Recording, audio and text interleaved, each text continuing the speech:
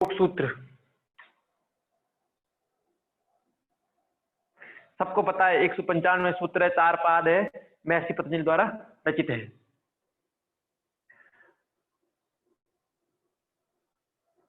व्यास भाष्य इसका महत्वपूर्ण भाष्य है, उसी से ये समझ में आता है।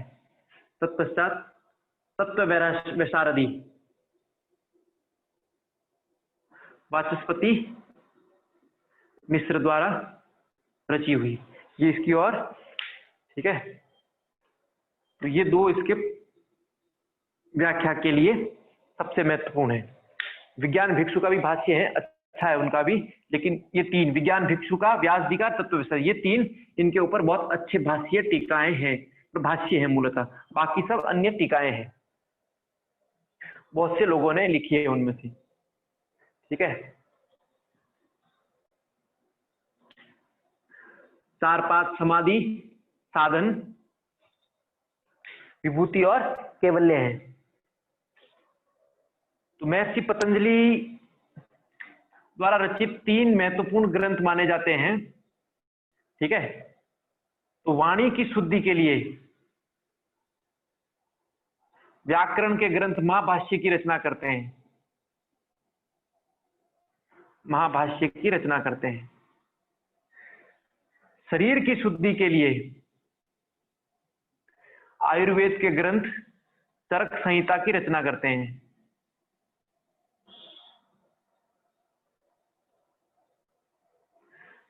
ठीक है, चरक संहिता। और मन की शुद्धि के लिए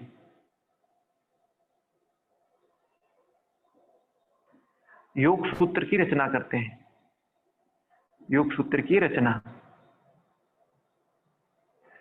ठीक है, दर्शन।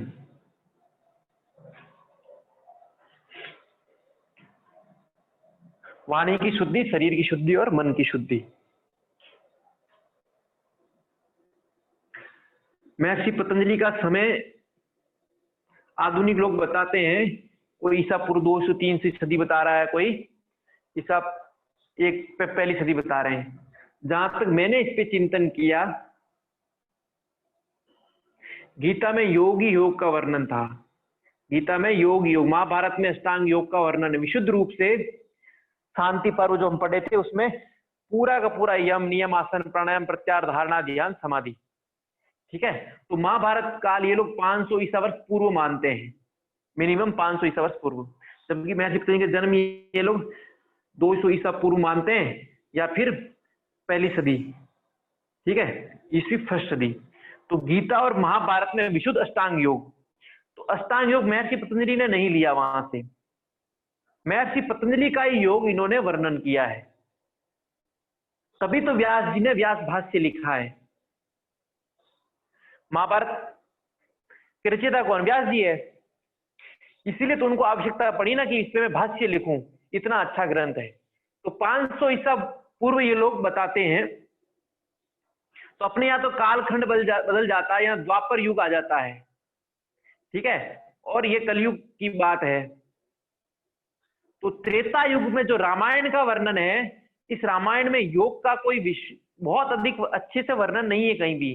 तप का मैं पहले ही बता चुका हूं, तप का ही अधिक वर्णन है, ठीक है, तप का योग आया हुआ है उपनिषदों में भी बहुत छोटे शब्द, बहुत ही कम बार। वहां ब्रह्म के साथ एक मूलतः ज्ञान, ठीक है, लेकिन केवल्य मिल जाए, अष्टांग योग, अभ्यास, वैराग्य, ये कुछ ऐसी चीजें हैं जो महर्षि पतंजलि ही वर्णन करते हैं, क्रिया योग, ठीक है।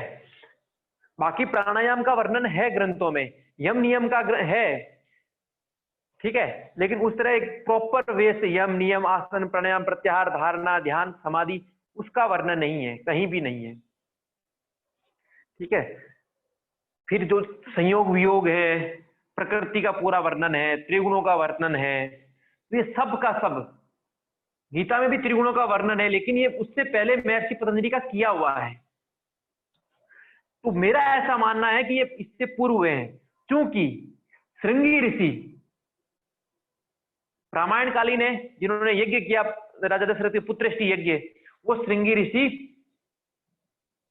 महाभारत काल के पश्चात भी परीक्षित को शाप देते हैं, राजा परीक्षित को शाप देते हैं। तो अपने यहाँ ऋषियों, जितने ऋषि थे हजारों वर्ष तक जीते थे, तो महर्षि पतंजलि तो जब योग के खुद सतत कितने हजारों वर्ष तक निरंतर जीते रहे होंगे कौन जानता है। इसलिए इनका काल का अनुमान वैसे अनिश्चित है, लेकिन मेरा ऐसा मानना है कि त्रेता युग और द्वापर युग के बीच के हैं, रामायण काल के बाद के हैं, वरना योग ग्रंथ का पहले भी। ठीक है, तो उन्होंने सबसे पहले योग ग्रंथ ही लिखा है। योग ग्रंथ के पश्चात इनकी चरक संहिता लिखी है, क्योंकि चरक संहिता में इन्होंने योग का वर्णन किया है। रोगों की मुक्ति के लिए बोल रहे हैं मोक्ष ही एकमात्र उपाय, और मोक्ष प्राप्ति का योग ही एकमात्र मार्ग है। तो इस चरक संहिता को ये लोग 700 ईसा पूर्व लगभग मानते हैं, 700 से 500 ईसा पूर्व मानते हैं। ठीक है, तो ये तो महाभारत काल का बता रहे हैं। और सबसे अंतिम रचना इनकी व्याकरण ग्रंथ महाभाष्य है।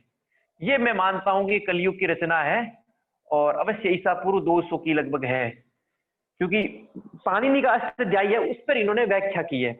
और इन्होंने वेद की शाखाओं का वर्णन किया है, तो वेद की शाखाएं तो लगभग ईस्वी के बाद ज्यादा मिली नहीं है, उससे पहले की है। तो पहले ही इतनी प्रचलन में थी, धीरे धीरे बहुत बढ़ता गया, तो वेद धीरे धीरे लुप्त होते गए, वेद की शाखाएं मिटा दी गई बौद्धों के द्वारा। और अपनी जो तक्षशिला, चाणक्य के समय जो सनातन धर्म का केंद्र था, वो धीरे धीरे आगे बढ़कर तक्षशिला पूरा का पूरा और नालंदा दोनों के दोनों बौद्ध विश्वविद्यालयों में बदल गए लगभग।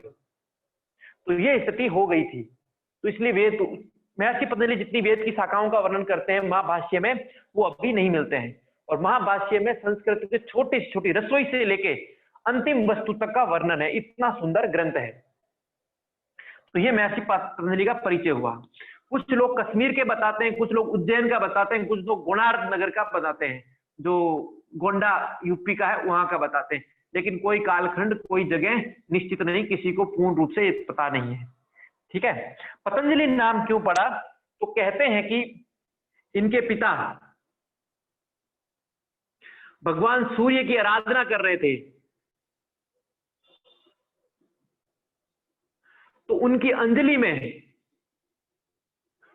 क्योंकि सूर्य के सामने अपनी अंजलि फैलाने का है, तो जल चढ़ाने के अर्घ देने के बाद वो अंजलि में थे, तो अंजलि में आकर गिरे, अंजलि में आकर गिरे, इसलिए पतित, गिरना के कारण पत, ठीक है, और अंजलि में गिरे इसलिए पतंजलि, इसलिए इनका नाम पतंजलि पड़ा। अंजलि में गिरने के कारण सूर्य से प्रार्थना करते समय, तो मतलब अमैथुनी सृष्टि से इनकी उत्पत्ति है, माता पिता के संसर्ग से इनके जन्म नहीं है। सर इसमें तो बहुत सारी किंवदंतियां हैं ना इनके जन्म को लेकर? किंवदंतियां है, लोगों ने इनके ऊपर लिखा है, लेकिन महापुरुष अपने बारे में लिखते नहीं है, तो इन्होंने खुद ने लिखा नहीं है कभी। लेकिन ये पतंजलि, ये तो निश्चित है, इसमें कोई किंवदंती नहीं है। ठीक है, इसमें कोई किंवदंती नहीं है। बाकी जगह पे किंवदंती है, माता का नाम पे है, ठीक है, जगहों पे है, कालखंड में तो जानबूझ के बनाया है। बाकी ज्यों ही इतिहास अपने पुराने ग्रंथों को देखेंगे तो सीधा सीधा पता चल जाता है, कालखंड तो कहीं नहीं, जानबूझ के तो भारतीय कालखंडों को ऐसे कर रहे हैं लोग। ठीक है, तो जो पतंजलि अंजलि में गिरने के कारण पतंजलि कहलाए, शेष अवतार कहलाते हैं। ठीक है, भगवान शेषनाग के अवतार कहलाते हैं, इसलिए फोटो आता है शेषनाग के बीच वो बैठे हुए, उसी प्रकार का आता है। और ज्ञान पुंज तो थे ही थे क्या, अंग्रेजों के समय की बात है, बंगाल में ब्राह्मण थे, उनको व्याकरण सीखनी थी, बड़े उत्सुक थे, लेकिन उनको कोई सिखाने के लिए तैयार नहीं था। तो सपने में महर्षि पतंजलि ने बोला मैं सिखाऊंगा, और उनको सिखाया। उन्होंने अपनी अनुभूति में लिखा है, उन्होंने अपनी अनुभूति में लिखा है इसको। तो इस प्रकार महर्षि पतंजलि का परिचय हुआ। ठीक है, योग सूत्र तो अनुपम ग्रंथ है ही है योग का, विशुद्ध ग्रंथ तो योग का सबसे अधिक तो योग सूत्र ही है, जो योग को परिभाषित करता है, जो योग को, योग जैसी परिभाषा महर्षि पतंजलि वर्णन करते हैं, उसके निकट निकट भी किसी की परिभाषाएं नहीं है।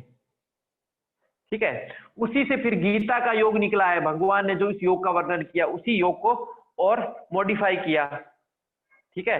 तत्पश्चात वो योग धीरे धीरे, योग सूत्र से पहले जो योग चल रहा था वो सांख्य योग चल रहा था, महर्षि कपिल द्वारा रचित। तो भगवान गीता में दो प्रकार के योग द्वारा बताते, एक सांख्य और एक इस योग की। ठीक है, सांख्य योग क्योंकि महर्षि कपिल वेदों के समय से हैं, तो इनका तो अनंत था, इनका तो कोई कालखंड ही पता नहीं है, इनका तो कालखंड ही पता नहीं है कि महर्षि कपिल तो भगवान राम से भी बहुत पहले के हैं। ठीक है, सगर के 60,000 पुत्रों को साप देकर इन्होंने ही भस्म किया था। तो भगीरथ राम भगवान राम से बहुत पहले उत्पन्न हुए, उनसे भी पहले ये महर्षि कपिल, बहुत पहले। तो ये वेदों के समय से, इनका कालखंड तो और भी नहीं। हिरण्यगर्भ तो भगवान का नाम है, हिरण्यगर्भ कोई व्यक्ति नहीं है। ठीक है, जिससे ये सृष्टि उत्पन्न हुई है गर्भ, इसीलिए तो हिरण्यगर्भ भगवान का नाम है। हिरण्यगर्भ ऋषि भी हुए हैं, लेकिन यहाँ जो उत्पत्ति, जो महाभारत में योग की उत्पत्ति का वर्णन, वो हिरण्यगर्भ, तो गर्भ यानी जिससे उत्पन्न हुआ है, तो वो हिरण्यगर्भ वही भगवान है, जिन भगवान से, तो ये लगभग ब्रह्म को ही हिरण्यगर्भ कहते हैं। वेदों में हिरण्यगर्भ का बहुत बार नाम आया है। तो एक सूत्र है ना, हिरण्यगर्भ योगस्वक्ता ना, महाभारत का है, महाभारत का है, और याज्ञवल्क्य जी ने भी कहा है। Hello hello. हाँ हाँ बोलो। Hello sir. हाँ, सर बोलो। अगर सपोज हमें क्वेश्चन आता है कि योग के जैसे हम प्रवर्तक, एक क्वेश्चन आता है और दूसरा आता है कि इसकी शुरुआत किसने की, तो दोनों में प्रवर्तक में तो हम आदि योगी बोलेंगे, शिवनाथ को, शिव को बोलेंगे, या कैसे बोलेंगे सर, थोड़ा बताएंगे इसमें? फिर से बोलो। जैसे हठ योग की बात आती है तो हम आदि योगी शिव को बोलते हैं ना, हठ योग के मतलब प्रेरणा। लेकिन अगर योग की आती है, योग की शुरुआत या योग कहाँ से, मतलब किसने शुरू किया, तो उसमें क्या बोलेंगे सर? ये बताओ पहले कौन है इन दोनों में से, योग पहले है, हठ योग पहले है? योग पहले। तो फिर आदि योगी कौन होगा? हिरण्यगर्भ को कई जगह बोला गया है सर।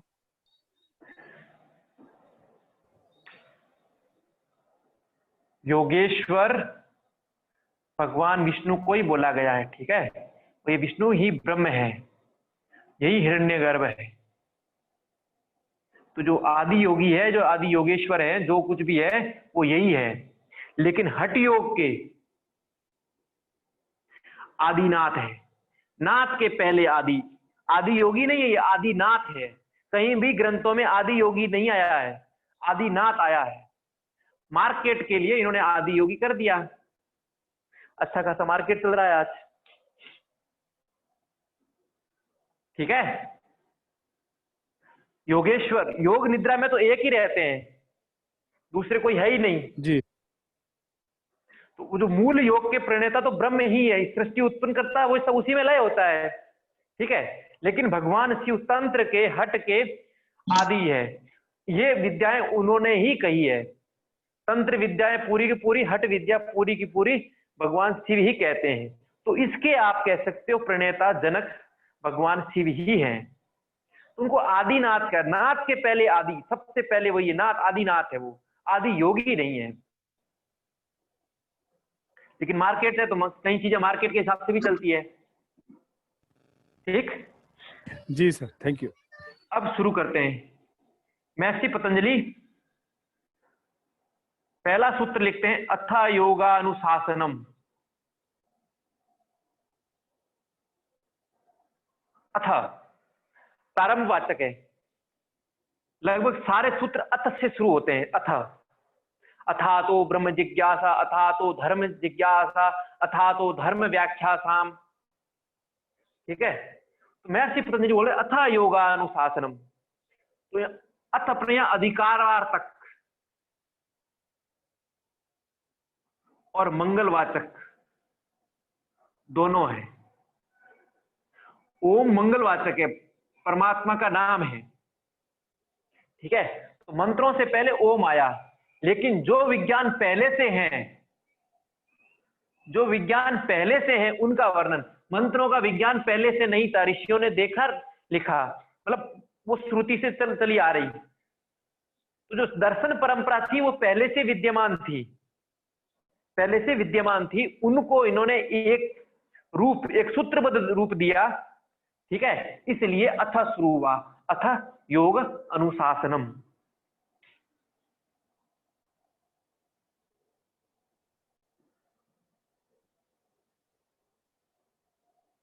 यहां डिसिप्लिन शब्द कहीं है ही नहीं, ठीक है, कि डिसिप्लिन को योग कहते हैं, बिल्कुल यहां डिसिप्लिन नहीं है, ठीक है। अधिकारवाचक है अर्थात प्रारंभ अर्थ का वाचक है और मंगलवाचक है। तो अनुशासन, योग का अनुशासन अर्थात the doctrine of yoga, the doctrine of yoga is a योग अनुशासनम। योग संबंधी सभी विषयों की व्याख्या सहित उपदेश करने वाला ग्रंथ योग अनुशासन है। क्या? योग संबंधी सभी विषयों का, योग से संबंधित जितने विषय हैं उन सभी का उपदेश करने वाला ग्रंथ योग अनुशासन कहलाता है, योग अनुशासनम कहलाता है। योगो अनुशिष्यते अनेनेति योग अनुशासनम। योगो अनुशिष्यते अनेनेति इति योगानुशासनम।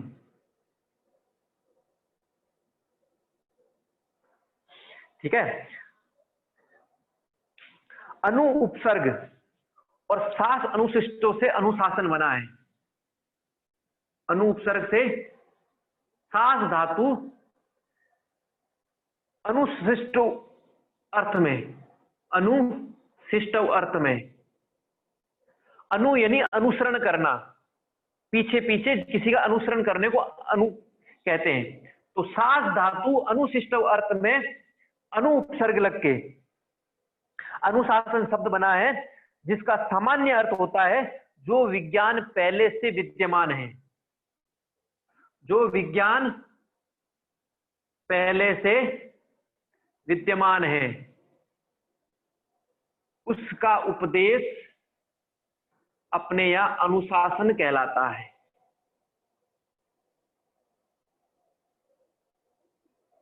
शास्त्र का अर्थ ही है उपदेश करना, आदेश करना। तो शास्त्र का अपने यहां अर्थ क्या होता है? जो आदेश करता है, जो उपदेश करता है, वो शास्त्र है। और यहां अनुशासन लिखा है, तो जो विज्ञान पहले से विद्यमान है उसका उपदेश क्या है कहलाता है? अनुशासन कहलाता है। और योग अनुशासन, तो योग विज्ञान का जो पहले से विद्यमान है उसका उपदेश योग अनुशासन है, उसका उपदेश योग अनुशासन है। तो योग अनुशासन का अर्थ क्या हुआ? जो योग विज्ञान पहले से ही विद्यमान है, पहले से ही इस धरा पर है, उसका उपदेश करना, उसका परंपरागत उपदेश करना अनुशासन है। उसका परंपरागत योग अनुशासन परंपरा से चला आ रहा, इसलिए अब हम प्रारंभ कर रहे हैं, क्योंकि पहले से हैं, नई बात नया खोज के नहीं दे रहे हैं, पहले से हैं, उसको सूत्रबद्ध हम कर रहे हैं। ठीक है। इस प्रकार योग अनुशासन का सामान्य अर्थ हुआ योग अनुशासन, योग शास्त्र, द डॉक्ट्राइन ऑफ योगा। योग अनुशासन का सामान्य अर्थ क्या है? योग शास्त्र, योग ग्रंथ, जिसमें योग विज्ञान का वर्णन है, जो विज्ञान पहले से विद्यमान है। ठीक है। और संपूर्ण रूप से योग अनुशासन का पूर्ण रूप से अर्थ करते हैं तो आता है जिसमें योग के लक्षण का वर्णन है, योग के उपाय का वर्णन है, योग के भेद का वर्णन है और योग के फल का वर्णन है। ये अपने यहां शास्त्रों का लक्षण होते हैं। कोई शास्त्र पूर्ण कब कहलाता है? जब ये इतनी चीजों का, जिस विज्ञान का वर्णन कर रहे हैं, उसका लक्षण, उसके उपाय, उसके भेद और उसका फल, तो ये इन सब का फल वर्णन करता है, इसलिए इन्होंने योग अनुशासन कहा है। क्या कहा है? और अब इसकी शिक्षा प्रारंभ करते हैं, अथा अनुशासन। अब उस अनुशासन, योग अनुशासन की शिक्षा प्रारंभ करते हैं। जो विज्ञान पहले से विद्यमान है उसकी शिक्षा हम प्रारंभ करते हैं, उसका अनुशासन। सर एक बार नेटवर्क चेक कर लिए, नेटवर्क आपका कनेक्ट नहीं हो। आवाज नहीं आ रही, क्या हो रहा है? सही है सर, हमें तो सही आ रही है। सही आ रहे हैं नेटवर्क से। सही आ रहा है? हाँ जी, हमें तो सही आ रहा है। ओके सर, ओके है। नहीं, डिस्कनेक्ट हो रहा है। ठीक है सर। हो रहा है? नहीं तो आ तो रहा है। सही है सर। सही है। सर उनके में हो रही होगी शायद कोई दिक्कत। ठीक है।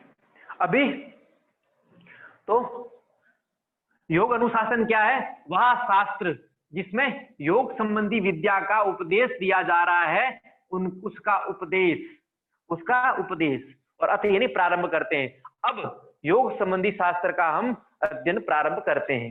ये हो गया योग अनुशासन। अब योग क्या है?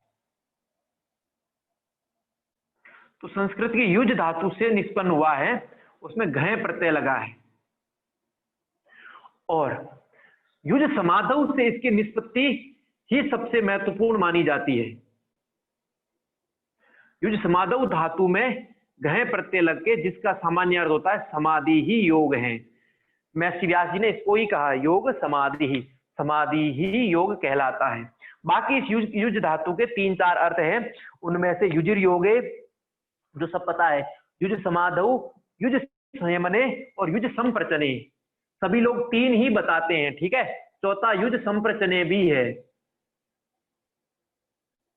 पाणिनीय धातु पाठ में इस युज धातु के 4 अर्थ है, युज संप्रचने भी है। ठीक है, युजिर योगे और युज संयमने।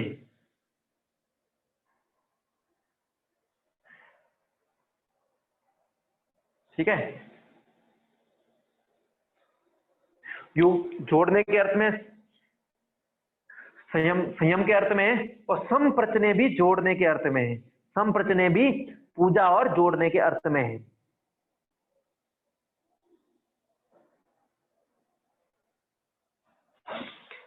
वाचस्पत्यम के अनुसार, संस्कृत का ग्रंथ है वाचस्पत्यम जो संस्कृत के शब्दों की टीका करता है, उसके अनुसार युज भवादौ घय से निष्पन्न योग का अर्थ है मिलन, उपाय, ध्यान और आत्मयुक्ति। क्या अर्थ है? उपाय, मिलन, ध्यान और आत्मयुक्ति, अपने से जुड़ना, आत्मयुक्ति, ये 4 है। ठीक है,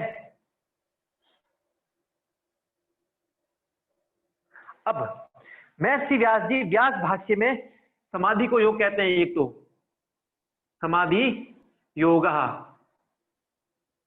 या योग समाधि। ठीक है, अब उसमें ये योग 2 प्रकार का बताते हैं। ये योग कितने प्रकार का है? 2, संप्रज्ञात योग और असंप्रज्ञात योग। ठीक है, तो योग कितने प्रकार का है? 2 प्रकार का है, संप्रज्ञात और असंप्रज्ञात योग। ठीक है, ये व्यास जी व्यास भाष्य में कहते हैं। तो योग शब्द का संप्रज्ञात और असंप्रज्ञात योग दोनों के रूप में हम लेंगे, जहां जहां योग का वर्णन है, अर्थात दोनों हो।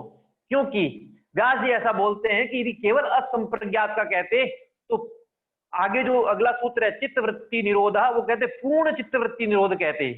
ठीक है, पूर्ण रूपेण चित्त की वृत्ति का निरोध कहते। उन्होंने ऐसा नहीं कहा, इसलिए बोल रहे हैं संप्रज्ञात और असंप्रज्ञात यहाँ दोनों प्रकार। तो योग कितने प्रकार का है ये याद रखना है, संप्रज्ञात योग और असंप्रज्ञात योग 2 प्रकार का योग है। तो योग के 2 भेद है, प्रथम भेद संप्रज्ञात योग और द्वितीय असंप्रज्ञात योग। ठीक है, जो हम आगे पढ़ेंगे। अब योग की परिभाषा, योग चित्तवृत्ति निरोधः।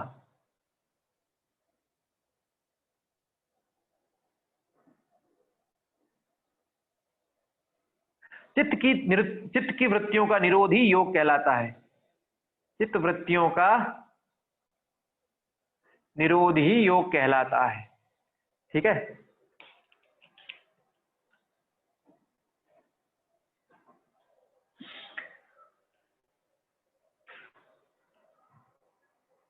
चित्त की वृत्तियों का पूर्ण रूप से निरोध नहीं कहा है, इसलिए दोनों योग हैं। यहाँ व्यास जी स्टेटमेंट दे रहे हैं। ठीक है, चित्त वृत्तियों का पूर्ण रूप से निरुद्ध होना असंप्रज्ञात योग है और चित्त वृत्तियों का निरोध होना संप्रज्ञात योग है। तो चित्त वृत्तियों का निरोध बोला इसलिए दोनों संप्रज्ञात और असंप्रज्ञात योग हैं। तो चित्त की वृत्तियों का निरोध ही योग कहलाता है।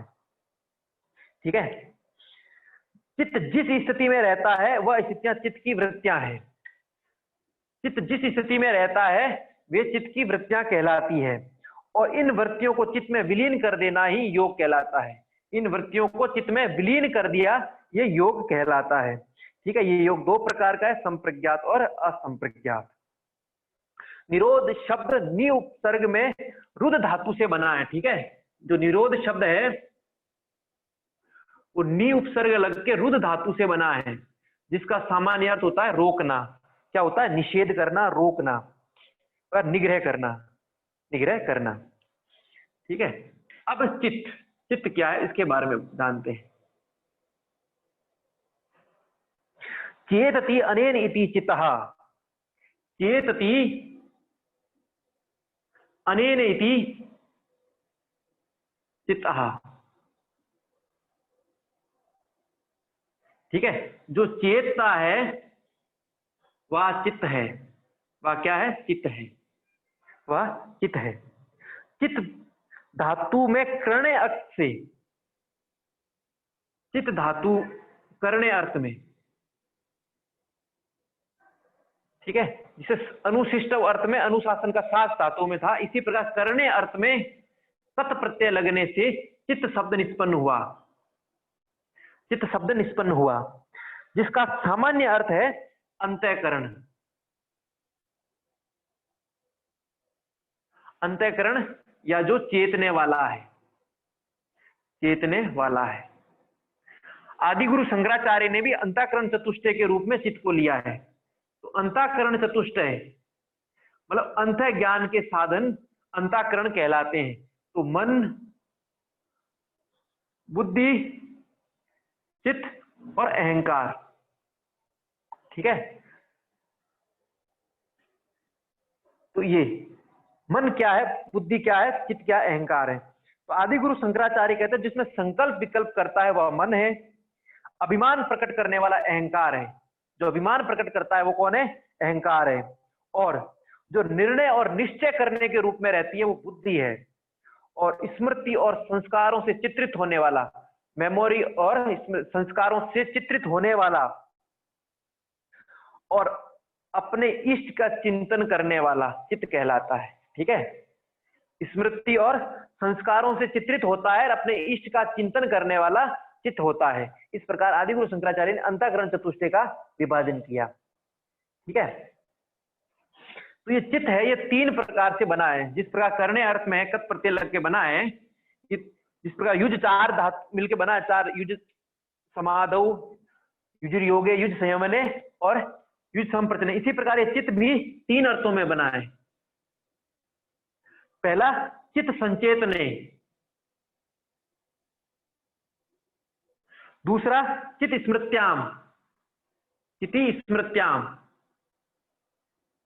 और तीसरा चिति संज्ञाने।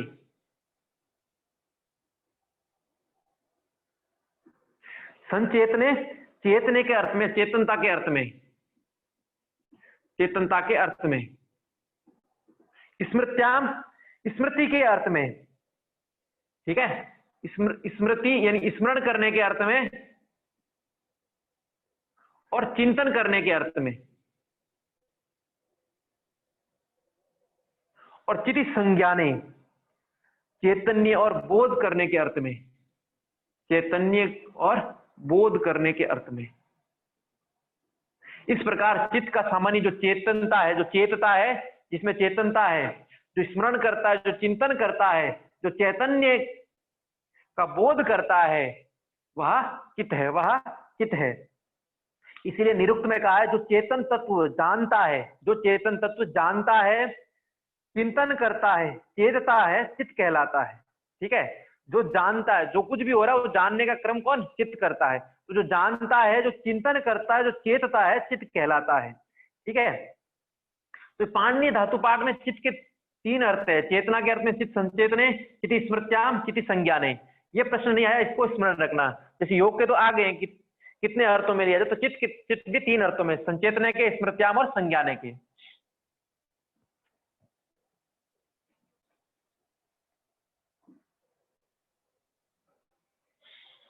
चेतना और प्रस्फुरण चित्त के कार्य हैं। एक तो चेतना जागरूक होना और प्रस्फुरण, जिस प्रकार हलचल उत्पन्न होती है तो चित्त एकदम हलचल उत्पन्न होता है, पानी में एकदम हलचल उत्पन्न होती है, लहर उत्पन्न, ठीक इसी प्रकार इसका प्रस्फुरण। तो चित्त के दो अर्थ है, ठीक है, एक तो चेतना और दूसरा प्रस्फुरण, ये दो इसके कार्य है, अर्थ नहीं, क्या है, कार्य है। एक तो चेतना जागरूक होना और दूसरा प्रस्फुरण या अंकुरण कह सकते हो, ठीक है। और ये चित्त त्रिगुणमय है, क्या है, त्रिगुणमय है, किंतु सत्व अधिक है, इसलिए इसको चित्त सत्व भी कहते हैं। सतोगुण अधिक होने के कारण इसको चित्त सत्व कहते हैं। और त्रिगुणमय है, क्या है, त्रिगुणमय है। महर्षि पतंजलि ने इसको दृश्य कहा है, क्या कहा है, दृश्य कहा है। चित्त स्वयं जड़ है, चित्त स्वयं क्या है, जड़ है, किंतु पुरुष के प्रकाश से यह प्रकाशित होता है, प्रतिबिंब होता दिखाई देता हुआ कर्म करता है, ठीक है, और ज्ञान दिलाता है। तो कार्य भी करता है, ज्ञान दिलाता है, लेकिन किसके, पुरुष के प्रकाश से प्रतिबिंब होने से। जब तक पुरुष का प्रकाश इस पे नहीं पड़ेगा तब तक ये ना तो प्रतिबिंब होगा और ना कार्य करता है। तो पुरुष का प्रकाश पड़ने पर यानी आत्मा इसके अंदर आरोपित होगी, उस आत्मा के प्रतिबिंब से, उस प्रकाश से ये कार्य करता है और ज्ञान दिलाता है, ज्ञान दिलाता है। और चित्त त्रिगुणात्मक होने के कारण तीन प्रकार के स्वभाव रखता है। पहला, चित्त का स्वभाव प्रकाशशील,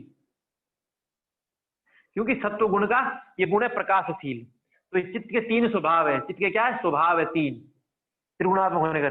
दूसरा गतिशील, प्रकाश, गति, और तीसरा स्थितिशील। तो प्रकाश, गति, स्थिति, ये तीन इसके स्वभाव है। ये सत्व के कारण, ये रज के कारण, ये तम के कारण, ठीक है।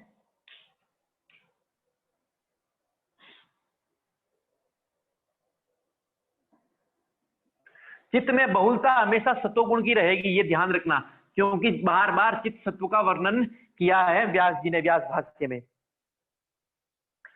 सबसे महत्वपूर्ण बात,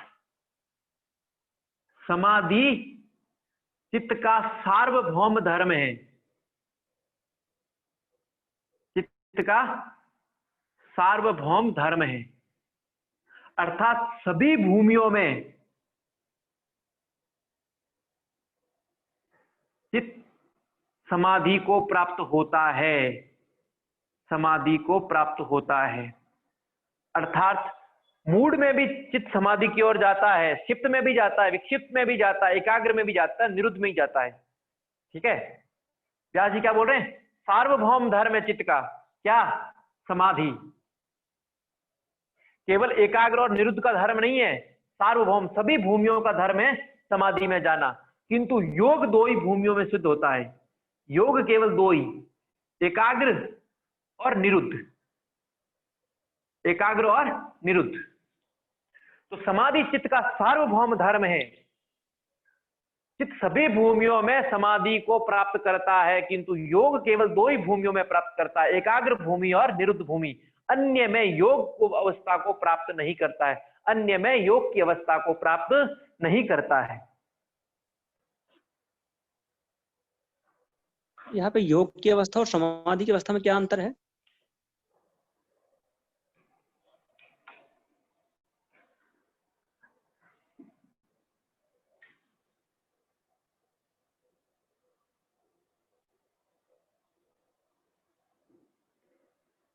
मूड व्यक्ति को भी भान नहीं रहता कि वो कौन है, शराब पीने के बाद वो सड़क पे ही पड़ा है।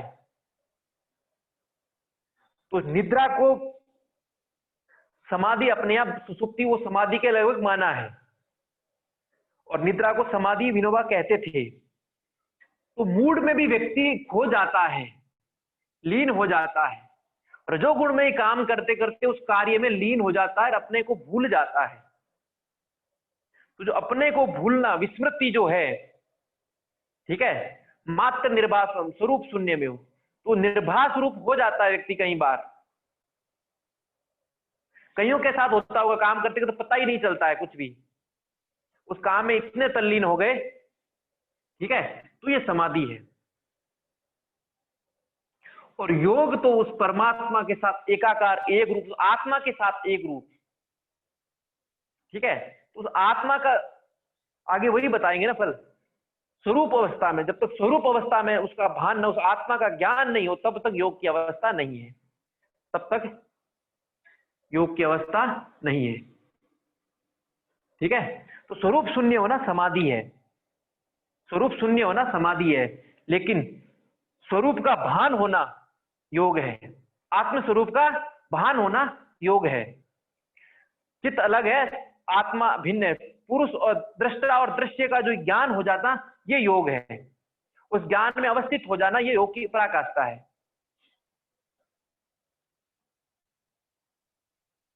दूसरा, चित्त की कोई भी अवस्था हो, चित्त के भीतर दो चीजें होगी, क्या? व्युत्थान और निरोध।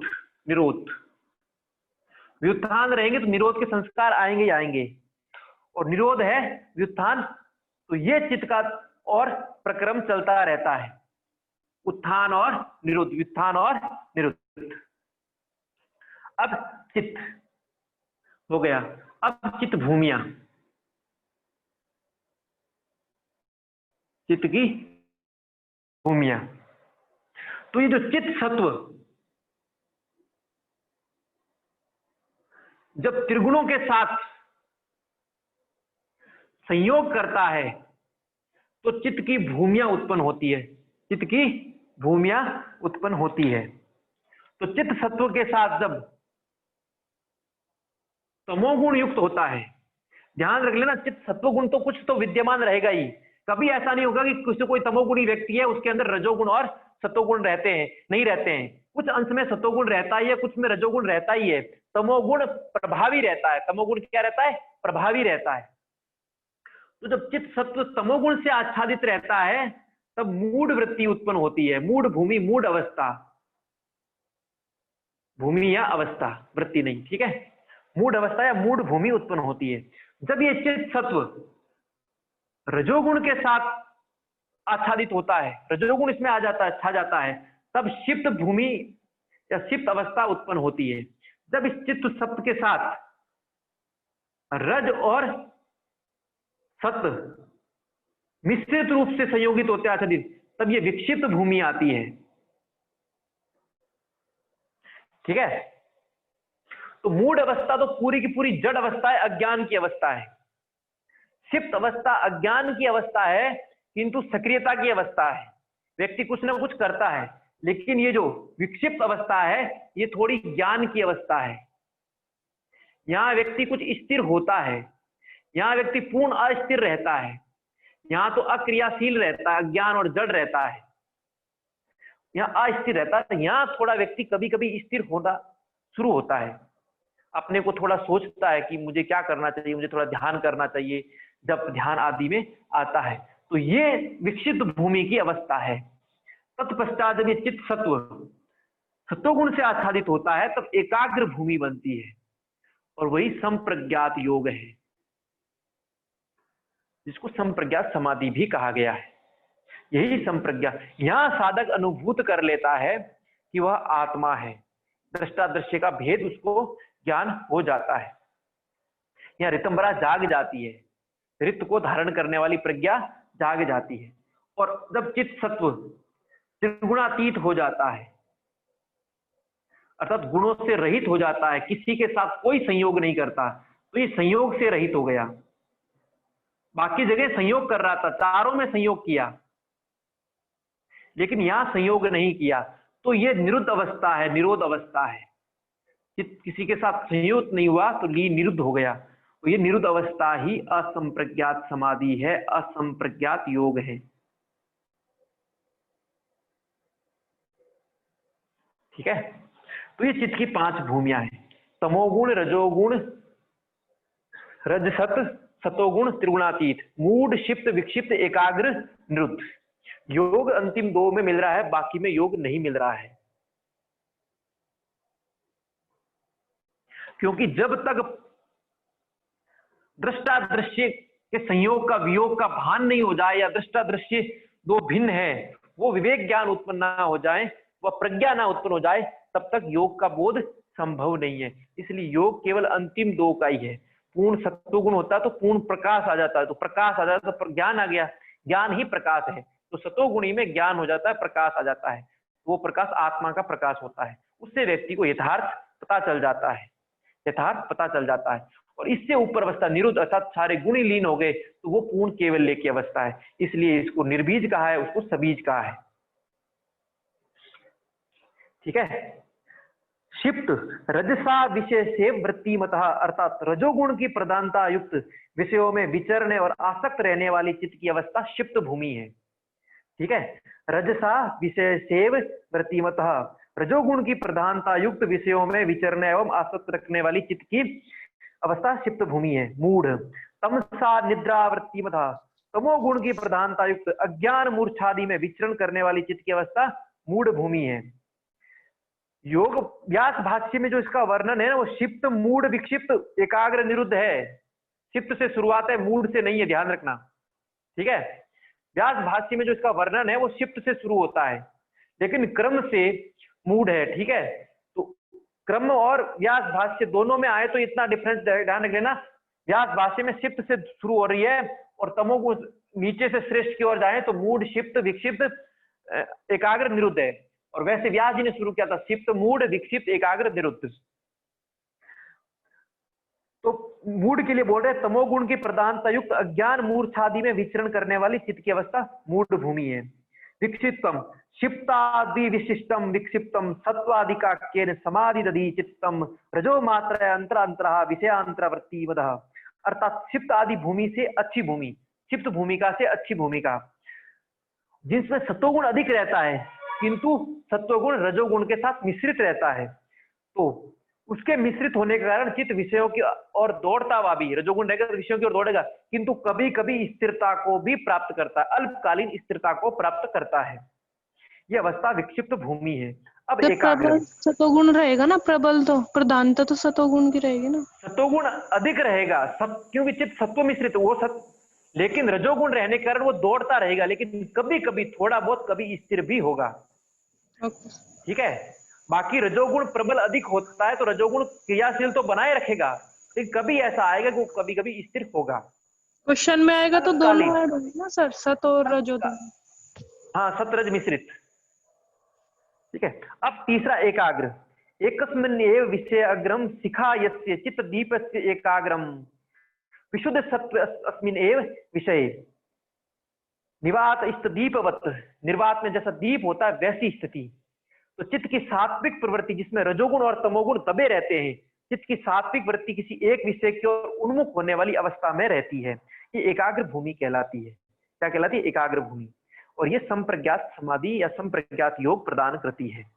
निरुद्धम निरुद्धम च निरुद्ध सकल वृत्तिकम संस्कार मात्र शेष अर्थात चित्त की त्रिगुणातीत अवस्था जिसमें चित्त की राजस तामस वृत्तियों के साथ साथ सात्विक वृत्तियों का भी निरोध हो जाता है। केवल संस्कार मात्र चित्त में रहते हैं, केवल संस्कार मात्र ही चित्त में रहते हैं। तो निरुद्ध अवस्था में संस्कार चित्त में रहते हैं, चित्त में रहते हैं संस्कार मात्र। ठीक है।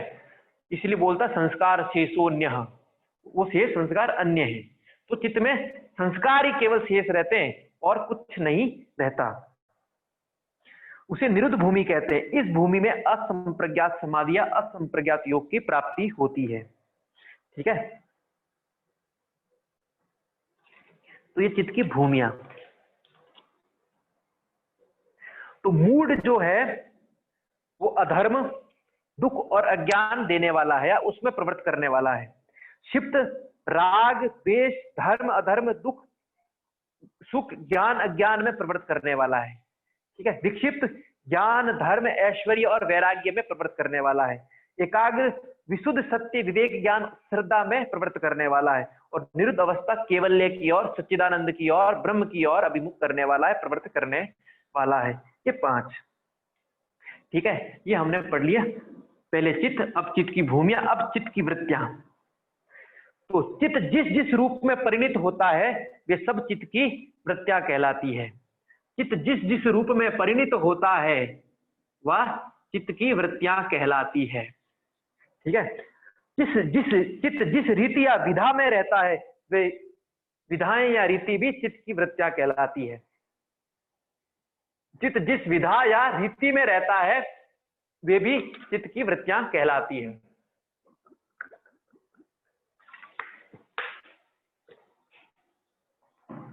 अर्थात चित्त जैसा जैसा स्वरूप और आकार बनाता है वे आकार और स्वरूप चित्त की वृत्तियां कहलाती है। वृत्तियों के बारे में संस्कृत में धातु पाठ में है वर्तते अनेयति वृत्ति, वर्तते अनेयति वृत्ति, अर्थात जो अनेक रूपों में बदलती रहती है, अनेक रूपों में बदलती रहती है, वृत्ति कहलाती है। क्या कहलाती है? वृत्ति कहलाती है। वृत्त धातु से बना है, वृत्त धातु से बनी है, ठीक है। और कितने प्रत्यय लगा है? वृत्त धातु करणे अर्थ में है और कितने प्रत्यय लगा है? वृत्त धातु में कितने प्रत्यय से वृत्ति बनी है, जिसका सामान्य अर्थ होता है आकार, स्वरूप, ग्रहण, ठीक है। चित्त सत्व के बाह्य और आंतरिक विषयों के संसर्ग से जो परिणाम उत्पन्न होता है वे चित्त प्रवृत्तियां कहलाती है। चित्त सत्व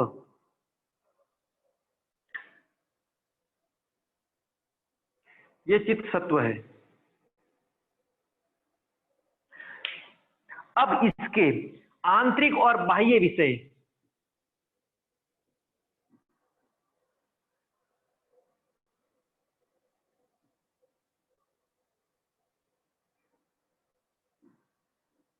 ये बाह्य विषय हो गए।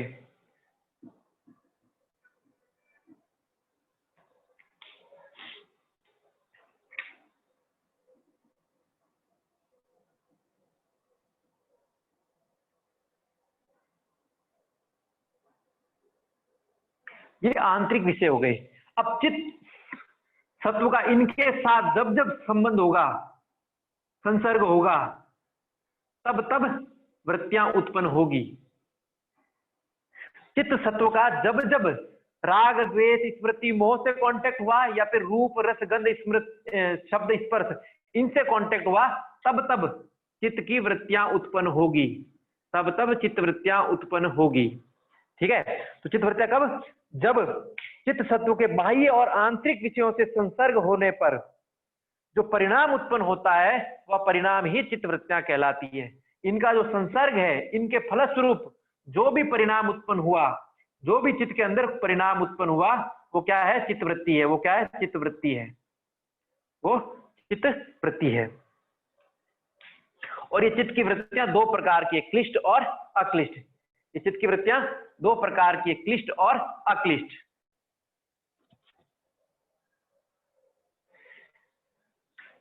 क्लिष्टा अक्लिष्टा, क्लिष्ट और अक्लिष्ट।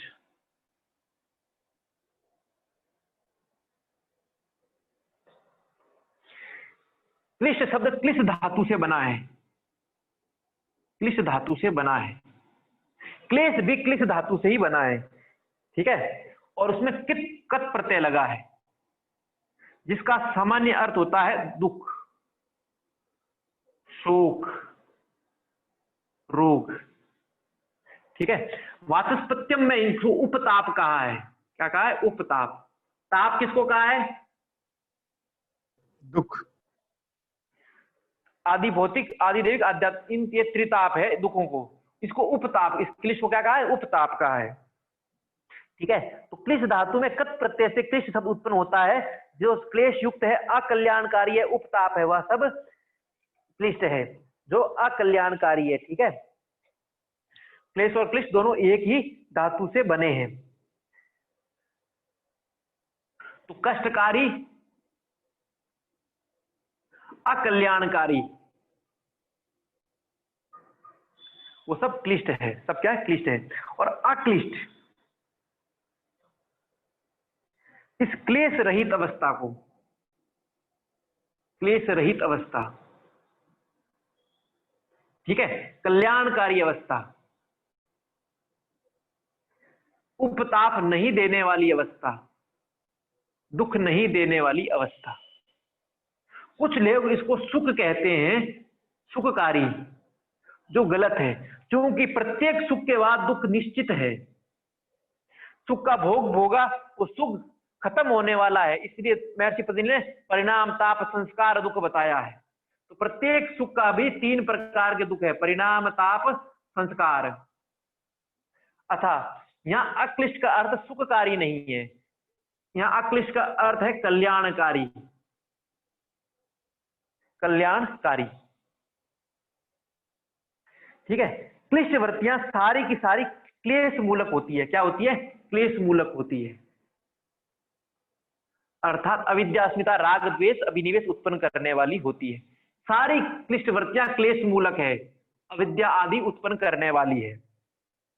ठीक है, अर्थात कष्टकारी, क्लेश मूलक, क्लेश वाली वृत्तियां क्लिष्टा वृत्तियां हैं, और ये क्लिष्ट संस्कार उत्पन्न करती है, क्लेश मूलक कर्माशय उत्पन्न करती है, क्लेश मूलक कर्माशय उत्पन्न करती है, जिसका जाति, आयु और भोग के रूप में भोगना पड़ता है।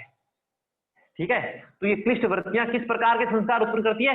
क्लेश मूलक कर्माशय को उत्पन्न करती है, क्लेश मूलक कर्माशय को उत्पन्न करती है। अब इनकी विशेषता एक ये है कि इन क्लिष्ट वृत्तियों में भी छिद्र होते हैं, इन क्लिष्ट वृत्तियों में भी छिद्र होते हैं, अर्थात क्लिष्ट वृत्तियों के बीच में भी अक्लिष्ट वृत्तियां आती रहती है, अक्लिष्ट वृत्तियां आती रहती है। अर्थात व्यक्ति भोगों में, क्लिशों में, अविद्या में ग्रसित रहता, वह भी कभी कभी अभ्यास वैराग्य में उसके भीतर जागता है, उत्पन्न होता है, ज्ञान उत्पन्न होता है। ये क्लिष्ट छिद्र कहलाते हैं। क्या कहलाते हैं? क्लिष्ट छिद्र कहलाते हैं। तो क्लिष्ट छिद्र किसको कहते हैं? जो क्लेश मूलक वृत्तियां हैं, संस्कार है, उनके विपरीत संस्कारों का उत्पन्न होना छिद्र कहलाते हैं, जो अभ्यास, वैराग्य और ज्ञान के रूप में है। अक्लिष्टा वृत्तियां जो क्लेश रहित अवस्था है, कल्याणकारी है, उपताप से मुक्ति देने वाली है, दुखों से मुक्ति देने वाली है। ठीक है, क्लेश रहित वृत्तियां जो विवेक ख्याति को विषय बनाकर, किसको विषय बनाती है? विवेक ख्याति को, ज्ञान को, विवेक ज्ञान को, जो अष्टांग योग का परिणफल है, ज्ञान दीप्ति विवेक ख्याति, तो उस विवेक ख्याति को विषय बनाकर गुणों के कार्यों को रोकती है, त्रिगुणों के कार्यों को क्या करती है? कार्यों को रोकती है। ये त्रिगुण का जो जो कार्य है, रजोगुण का क्रियाशीलता में रोकती है, तमोगुण का अज्ञान में रोकती है, सतोगुण को सुख में रोकती है। तो ये कार्य अक्लिष्ट वृत्तियों का है। ठीक है, और इससे बनने वाले संस्कार अक्लिष्ट संस्कार कहलाते हैं, अक्लिष्ट संस्कार कहलाते हैं। इन अक्लिष्ट संस्कारों के बीच में भी अक्लिष्ट छिद्र उत्पन्न होते रहते हैं, अक्लिष्ट संस्कारों के बीच में भी अविद्या, अस्मिता, राग, द्वेष, अभिनिवेश आते रहते हैं। तो इनको विक्षेप कहा गया है। क्या कहा गया है? विक्षेप। व्याधि, स्त्यान, संशय, प्रमाद, आलस्य, ये सब विक्षेप उत्पन्न, दुख, दौर्म, ये इस अक्लिष्ट के भीतर उत्पन्न होते रहते हैं। तो अक्लिष्ट संस्कारों के बीच में जो छिद्र उत्पन्न होते हैं वे विक्षेप कहलाते हैं। वे क्या कहलाते हैं? विक्षेप कहलाते हैं।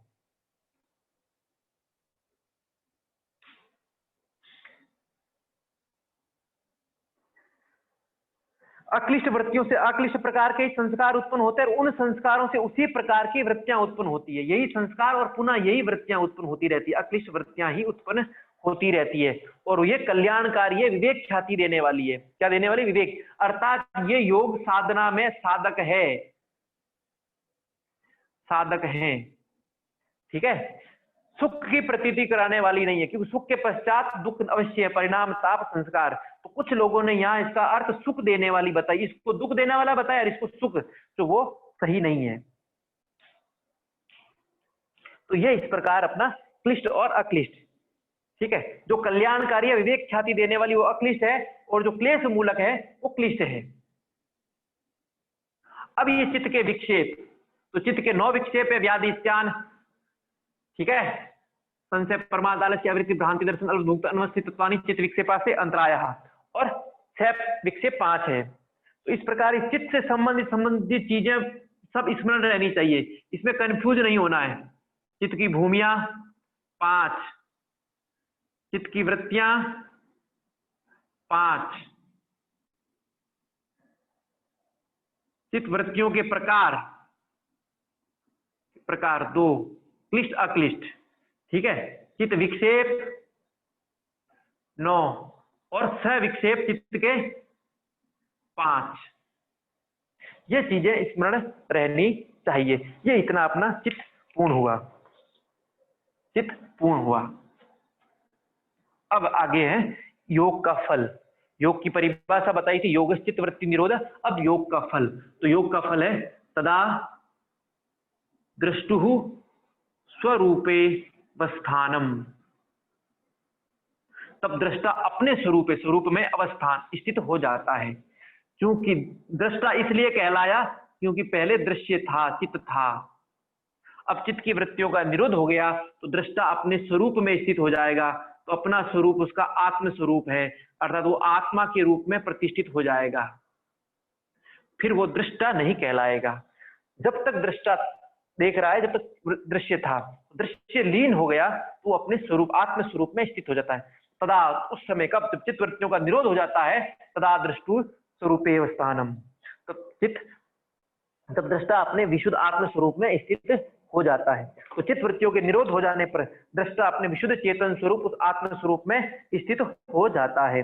और यही केवल्य अवस्था है, या आत्म स्वरूप अवस्था ही केवल्य अवस्था है। ठीक है। इस दृष्टा को, ये जो हमने दृष्टा कहा, इसको पुरुष भी कहते हैं, ठीक है, आत्मा भी कहते हैं, चिति शक्ति भी कहते हैं। चिति शक्ति, चित्त की शक्ति होने का चिति शक्ति।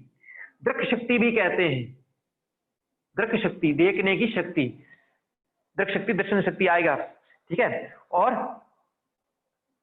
चेतन भी कहते हैं, चिति भी कहते हैं और चैतन्य भी कहते हैं।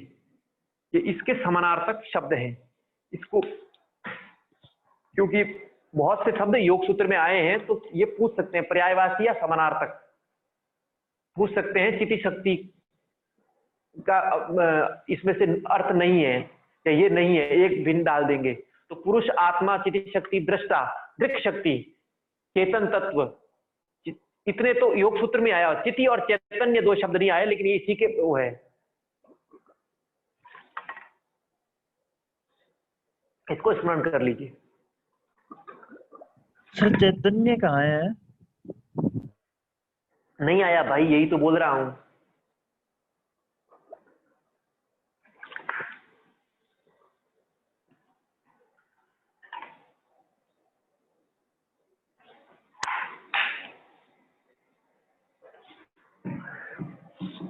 ठीक है। अब जब अपने स्वरूप में स्थित नहीं होता है ये दृष्टा, तब कहां जाता है? तो वृत्ति सारूप्य मित्रत्र, वृत्ति सारूप्य मित्रत्र, वृत्ति सारूप्यम इतरत्र। अन्य अवस्थाओं में जब ये अवस्था नहीं होती, कौन सी? चित्त वृत्ति निरोध की अवस्था नहीं होती है, तब चित्त जैसी वृत्तियां रहती है उन वृत्तियों के सारूप्य में रहता है। ठीक है।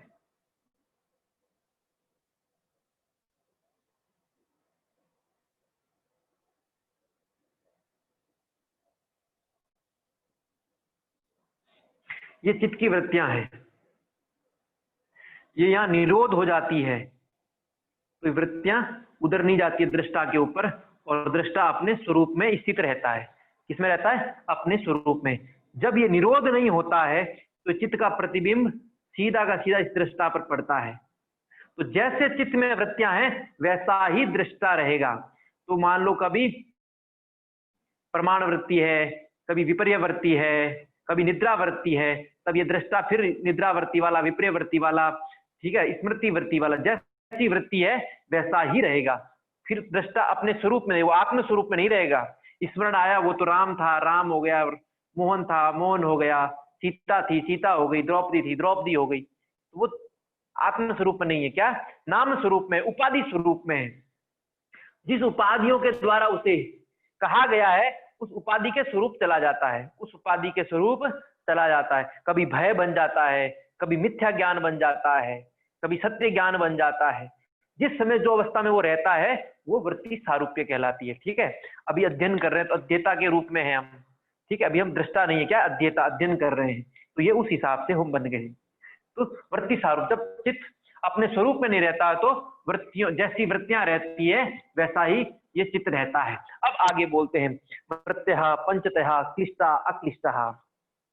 वृत्तियां 5 प्रकार की है, क्लिष्ट और अक्लिष्ट।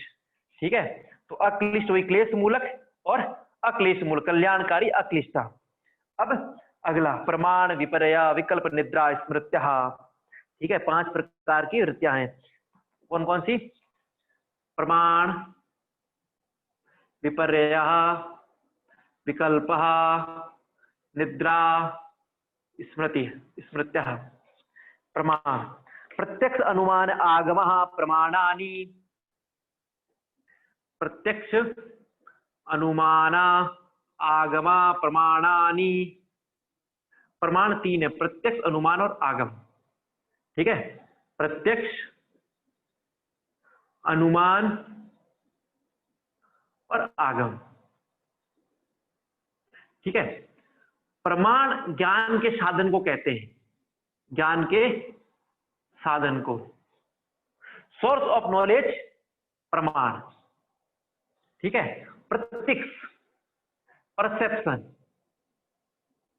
जिसके द्वारा हम सीधा देख के ज्ञान प्राप्त करते हैं, जो हमारे इंद्रियों से, बाह्यकरण से सीधा संपर्क में आए, वह प्रत्यक्ष ज्ञान कहलाता है। सुन रहे हैं तो प्रत्यक्ष है, देख रहे हैं प्रत्यक्ष है, रस का महसूस कर रहे हैं प्रत्यक्ष है, त्वचा पे कुछ महसूस कर रहे हैं प्रत्यक्ष है, कुछ सूंघ रहे हैं प्रत्यक्ष है। तो वो डायरेक्ट, जो सीधा सीधा प्रत्यक्ष रूप से इंद्रियों से के सीधे माध्यम से, इंद्रियों सीधे सीधे इंद्रियों के माध्यम से जो ज्ञान हमें प्राप्त हो रहा है वह प्रत्यक्ष ज्ञान कहलाता है। वह क्या कहलाता है? प्रत्यक्ष ज्ञान कहलाता है। जैसे आप देख रहे हो रेड कलर से लिख रहा हूं, व्हाइट कलर का बोर्ड है, ये प्रत्यक्ष है। ये क्या है? प्रत्यक्ष है। अब अनुमान, अब अनुमान प्रत्यक्ष ज्ञान के आधार पर, प्रत्यक्ष ज्ञान के आधार पर सीधे सीधे ज्ञान प्राप्त नहीं करना, सीधा इंद्रियों के टच में वो ज्ञान नहीं हुआ। किसके माध्यम से हुआ? अनुमान के माध्यम से, किसी हेतु के माध्यम से हुआ। ठीक है, कोई ऐसा कारण मिला, उस कारण के माध्यम से ये अनुमान लगाया कि हाँ यहाँ ये अवस्था है, क्योंकि उससे पहले प्रत्यक्ष देख चुके, उस ज्ञान का प्रत्यक्ष हो चुका था। जैसे ये हमें हो चुका था कि अग्नि के भीतर धुआं रहता है, तो हमने धुआं देखा तो हमने कहा वहां अग्नि है, पहाड़ पर अग्नि है। क्यों? हमने धुआं देखा। क्या देखा? धुआं। और जहां जहां धुआं होता है वहां वहां अग्नि होती ही है। तो ये ज्ञान हमारा अनुमान हुआ। आगम, शास्त्र वाक्य और गुरु वाक्य आगम कहलाते हैं। आगम जो आए हैं, जो सत्य ज्ञान के रूप में है, वो आगम है, वो आगम है। उन्हें हमने देखे नहीं है, अनुमान भी नहीं लगाया है, लेकिन शास्त्र में आया, शास्त्र ने कहा है और गुरु ने कहा है, इसलिए वो प्रमाण है, ज्ञान के साधन है, वो ज्ञान के साधन है। अब 2 मिनट देता हूं, ये चिंतन करो कि प्रत्यक्ष, अनुमान और आगम तीनों क्लिष्ट और अक्लिष्ट कैसे हैं। इतना बस।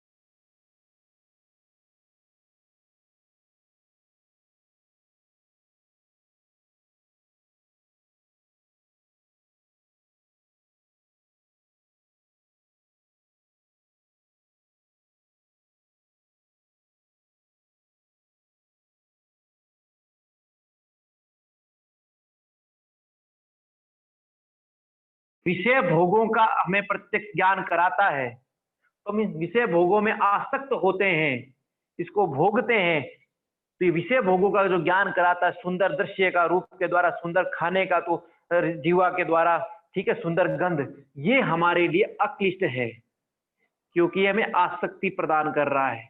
आसक्ति से कामना होगी, कामना से क्रोध उत्पन्न, क्रोध से बुद्धि स्मृति भ्रम हो जाएगी, इसलिए ये क्लिष्ट है। और ये प्रत्यक्ष क्लिष्ट कैसे हुआ कि हमने भगवान की सुंदर मूर्ति को देख के उनके प्रति हमें अनुराग उत्पन्न हुआ है, ये हमारे लिए अक्लिष्ट प्रत्यक्ष है।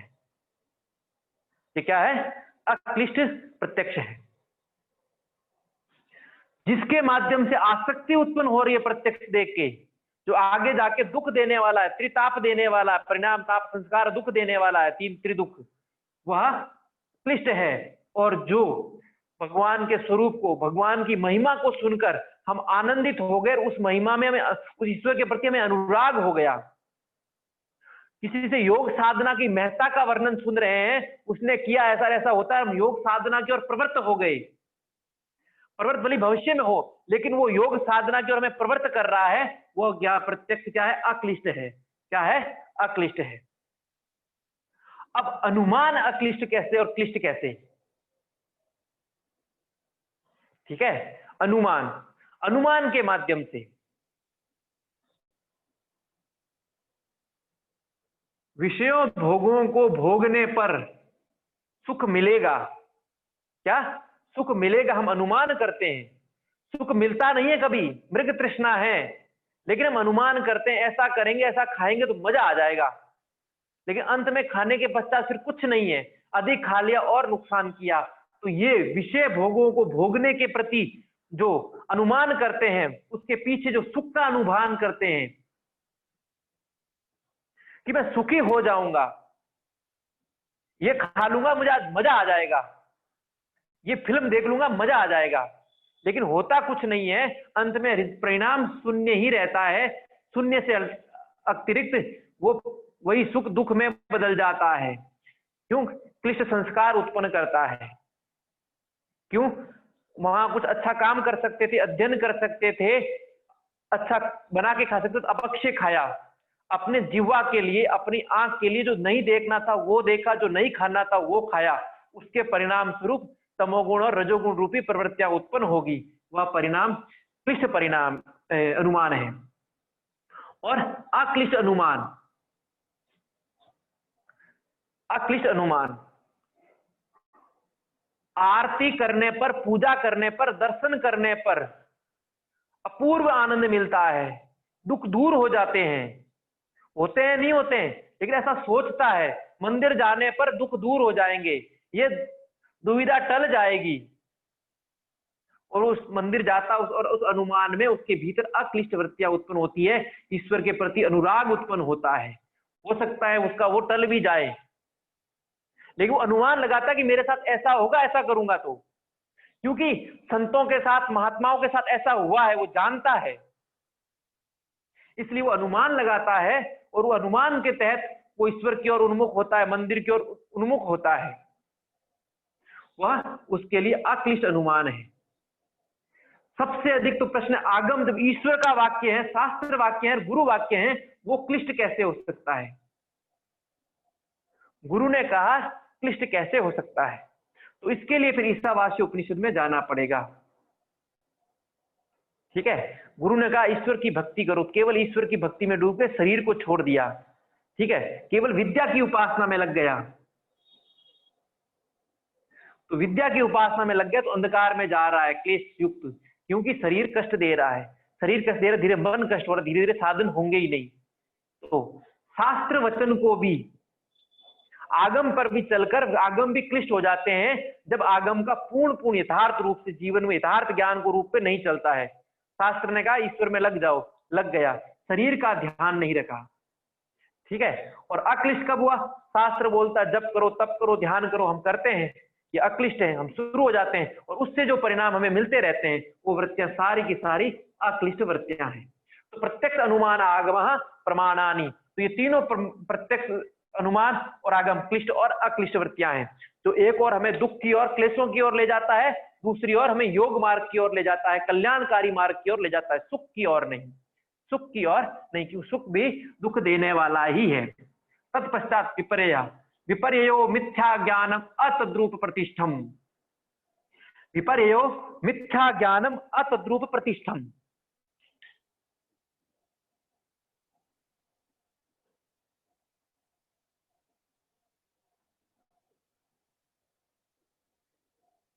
मिथ्या ज्ञान है, क्या है? मिथ्या ज्ञान है, यानी क्लिष्ट है, क्लेश है। मिथ्या ज्ञान ही क्लेश है, अविद्या है। मिथ्या ज्ञान क्या कहता है? अविद्या कहलाता है। विपर्य, विपर्य क्या?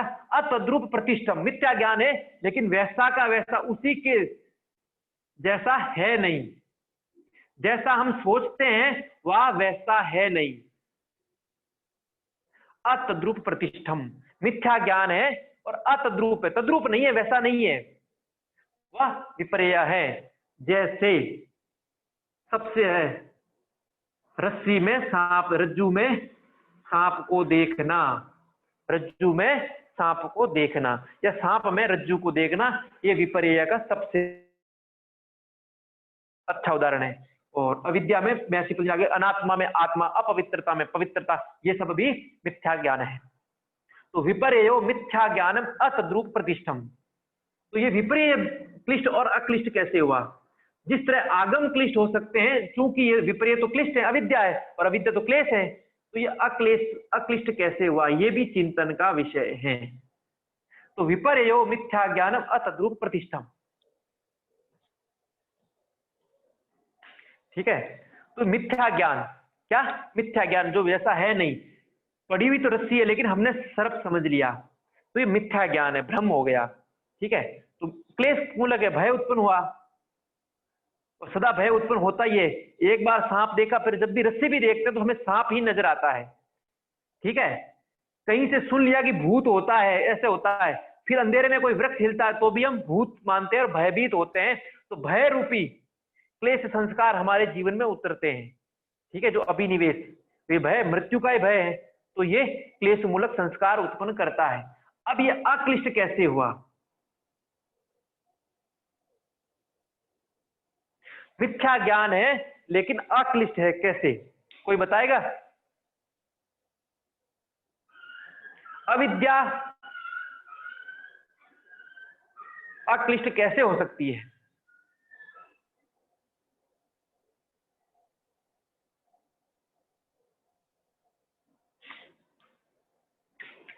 जीवन यात्रा किसके सहारे करते हैं? शरीर के सहारे। तो शरीर भी चूंकि ये क्या है? मिथ्या है, जगत मिथ्या, आदि गुरु संग्रह क्या है? जगत मिथ्या है, ये नश्वर है, लेकिन आत्मा को पाने के लिए इस शरीर का सहयोग करना पड़ेगा, इसका लेना पड़ेगा, इस जगत का सहयोग लेना पड़ेगा। तो इस जगत मिथ्या स्वरूप जगत की उपासना करना भी अविद्या, विद्या और अविद्या साथ में। तो यहां इस अविद्या की उपासना करना, इस शरीर की रक्षा करना, वस्त्र पहनने, ठंड लग रही है, आत्मा को तो ना गर्मी लगती है ना ठंड लगती है, लेकिन फिर भी हम वस्त्र पहनते हैं, गर्मी लगती है तो हवा चलाते हैं। तो ये सब करना, ये क्या है? अक्लिष्ट संस्कार है। ऐसा करने से शरीर की रक्षा होती है, और शरीर की रक्षा होती है तो शरीर साधन करने में, योग साधन करने में सहयोग देगा, लंबा खींचेगा, ठीक है। इसलिए ये विपर्य मिथ्या ज्ञान है। शरीर को ठंड कितना बचाएंगे, इसको तो ये तो नश्वर है, बचा ही नहीं सकते, ठंड आत्मा को लगती नहीं, तो ये मिथ्या ज्ञान के स्वरूप जाते हैं। विपर्य है ये कि हम शरीर की रक्षा कर रहे हैं, शरीर को ठंड लग रही, मुझे ठंड लग रही है, किसको लग रही है? मुझे, जबकि मुझे नहीं, आत्मा को तो ना शीत लगता है ना गर्मी लगती है, इस शरीर की रक्षा। तो ये मिथ्या स्वरूप है, इसकी हम रक्षा के लिए जो कुछ करते हैं वह अक्लिष्ट है। इससे कोई संस्कार, क्लेश मूलक संस्कार नहीं उत्पन्न होता है। गर्मी लग रही है तो हमने कुछ चलाया है, ठंड लग रही तो ओढ़ लिया है, इसका कोई संस्कार उत्पन्न नहीं हो रहा है। अक्लिष्ट संस्कार है अपना, क्योंकि योग साधना में सहायक है, लेकिन क्लेश मूलक संस्कार नहीं, और इसका संस्कार क्लेश मूलक संस्कार है। इसलिए विपर्यो मिथ्या ज्ञानम अतद्रूप प्रतिष्ठम। अब अगला विकल्प, शब्द ज्ञानानुपाति वस्तु शून्यो विकल्प। शब्द ज्ञानानुपाति वस्तु शून्यो विकल्प।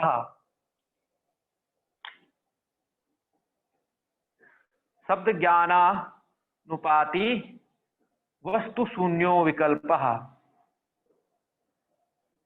महर्षि पतंजलि कह रहे हैं शब्द के ज्ञान के पीछे आने वाला ज्ञान किंतु वस्तु शून्य हो, वस्तु शून्य हो वह विकल्प है। क्योंकि विकल्प प्रमाण भी नहीं है और विपर्यय भी नहीं है। क्योंकि विपर्यय में वस्तु है, क्या है, वस्तु है, लेकिन यथार्थ नहीं है, और इसमें यथार्थ रूप में है।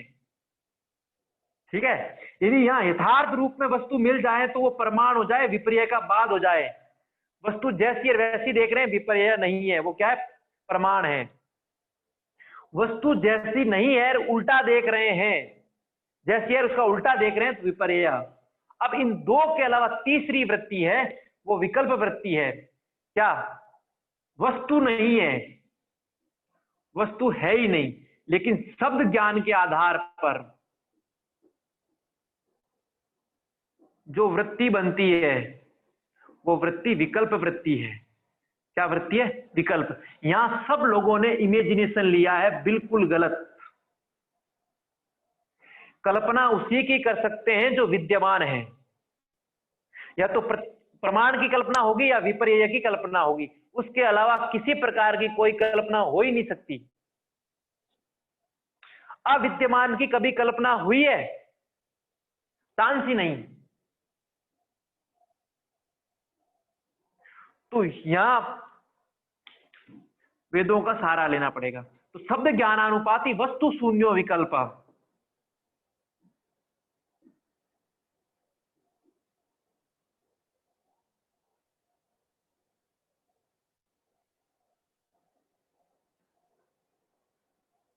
काल, दिशा और समय हम हमेशा उपयोग करते हैं। क्या ये वस्तुएं हैं?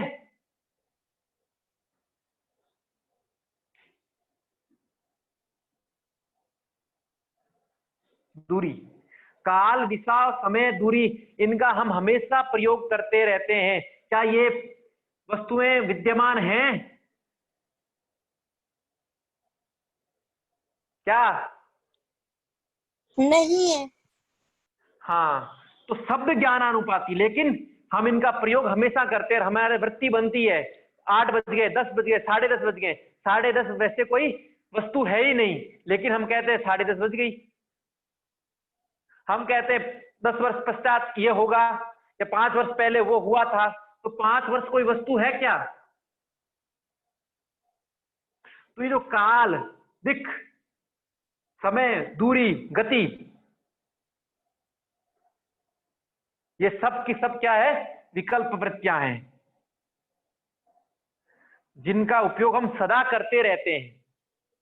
कल ये करेंगे, कल वो किया था, तो कल कोई वस्तु नहीं है, वस्तु शून्य है। लेकिन शब्द ज्ञान के आधार पर हमारे वृत्ति बनते हैं। हाँ, कल बन जाता है तुरंत, 10 बजे बन जाता है, 8 बजे बन जाता है, सवेरे बन जाता है, शाम बन जाता है। ठीक है, भोजन करते ही भोजन वस्तु है, कुछ ना कुछ खा रहे हैं, लेकिन दूरी 100 किलोमीटर, 500 किलोमीटर, 1000 योजन, कोई वस्तु नहीं है। कल परसों कोई वस्तु नहीं। ठीक है, 8-10 बजे कोई वस्तु नहीं है।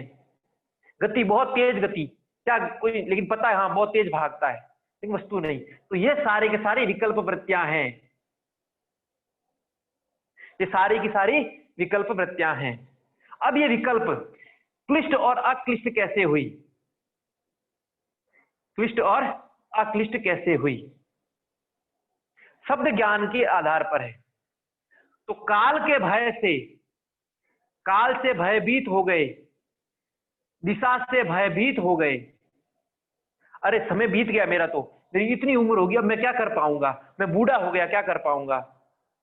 तो उस काल के बीत जाने पर, समय के बीत जाने पर, उसके परिणाम स्वरूप जो भय उत्पन्न हो रहा है, आशंकाएं उत्पन्न हो रही है, भ्रम उत्पन्न हो रहा है, क्योंकि काल तो कुछ है ही नहीं, वो सारे के सारे क्लिष्ट वृत्तियां हैं,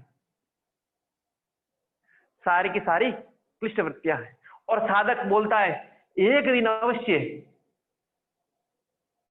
अपनी स्वरूप स्थिति में चला जाऊंगा, एक दिन अवश्य ईश्वर का स्मरण कर लूंगा, एक दिन तो ईश्वर अवश्य मिलेंगे ही मिलेंगे। उस काल का एक दिन वो उस अनुभूति का काल की प्रतीक्षा करता है, तो वो उसके लिए अक्लिष्ट वृत्ति है।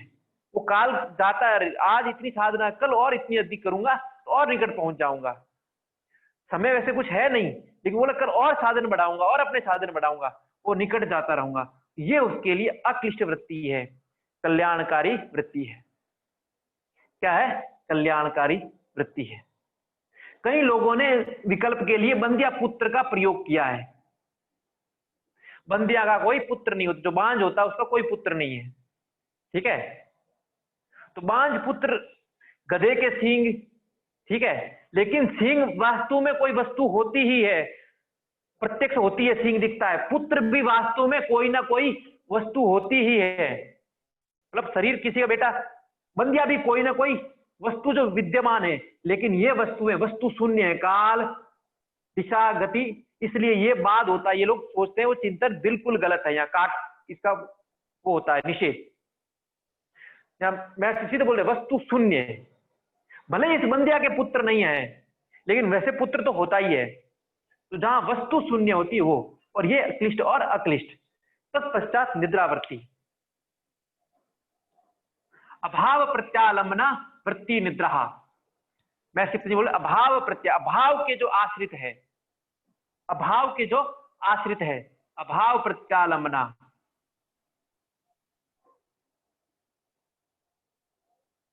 वृत्ति निद्रा। जहां कुछ भी एग्जिस्ट नहीं है, अनएग्जिस्ट है सब।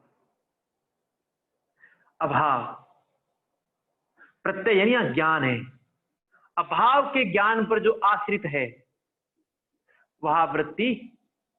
देखो, पहले प्रमाण था, ज्ञान कहीं से कहीं था, फिर दूसरी वृत्ति में क्या था? ज्ञान तो था लेकिन उल्टा था, यथार्थ नहीं था। क्या था? अयथार्थ था। यहां यथार्थ था, यहां ज्ञान हो रहा है लेकिन वस्तु नहीं है, वस्तु नहीं है लेकिन ज्ञान है, लेकिन यहां कुछ भी नहीं है, यहां ज्ञान का अभाव है, नथिंग। बाकी सब जगह कुछ ना कुछ है, कुछ ना कुछ है। तो अभाव प्रत्यालंबना वृत्ति निद्रा, अभाव के आश्रित, अभाव के ज्ञान के जो आश्रित है वृत्ति है, वो क्या है? निद्रा है। और ये निद्रा भी दो प्रकार की है, क्लिष्ट और अक्लिष्ट। इसका तो व्यास जी ने बता दिया।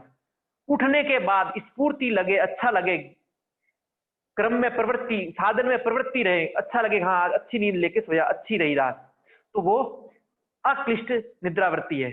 और सोने से उठने के बाद आलस्य आए, जड़ता आए, वह वृत्ति अक्लिष्ट निद्रावृत्ति है। सोने के पश्चात भी भीतर आलस्य, जड़ता, अज्ञानता सब रहे और अच्छा नहीं लगे, तरोताजगी नहीं लगे, तो वह क्लिष्ट निद्रावृत्ति है, वह क्लिष्ट निद्रावृत्ति है। ठीक है। अब इन चारों के साथ अनुभूत विषया असंप्रमोषा स्मृति ही, अनुभूत विषया असंप्रमोषः स्मृति। ये मोस मुस धातु से लिया हुआ है, चुराने के अर्थ में। यहाँ तो असंप्रमोष ऐसा जिसको चुराया नहीं जा सके, चुराया नहीं जा सके, जिसको मिटाया नहीं जा सके, जिसको लुप्त नहीं किया जा सकता। तो अनुभूत विषय, वे अनुभूत विषय जो लुप्त नहीं होते हैं, जो चोरी नहीं होते हैं, वे स्मृति कहलाते हैं। वे क्या कहलाते हैं? स्मृति।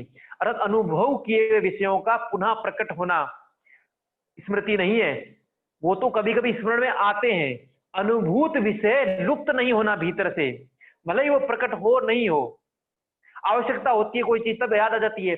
जैसे 10 वर्ष पहले हमने किसी व्यक्ति को देखा, हमें कभी स्मरण नहीं आया उसके बारे में, लेकिन वो ज्यों ही सामने आया हम पहचान लेंगे ये तो वह व्यक्ति है। हमारे जीवन में होते ही है ना, बचपन के ऐसे बहुत से सहपाठी साथ में पढ़े, लेकिन हम उनका स्मरण नहीं करते हैं, लेकिन जो ही सामने हम पहचान लेते हैं। तो कितना अच्छा बता रहे कि अनुभूत विषयों का लुप्त नहीं होना, उनका चोरी नहीं होना स्मृति है। ये स्मृति भी दो प्रकार की है। अनुभूत विषय, अनुभूत विषय भोग आदि विषय आदि के हैं तो क्लिष्ट है, और अनुभूत विषय जो ईश्वरीय कल्याणकारी अनुभूतियां के हैं, जो ईश्वर योग मार्ग की अनुभूतियों के हैं, कभी प्रकाश स्वरूप में ईश्वर का दर्शन हो गया, कभी साधना करते करते कुछ अच्छी चीज घटित हो गई, उन सब का पास में रहना, वो सब अक्लिष्ट स्मृति है, वह सब अक्लिष्ट स्मृति है। इस प्रकार ये पंचवृत्तियां अपनी समाप्त हुई। अब कुछ पूछना है तो पूछ लीजिए, तो पूर्ण करेंगे कक्षा।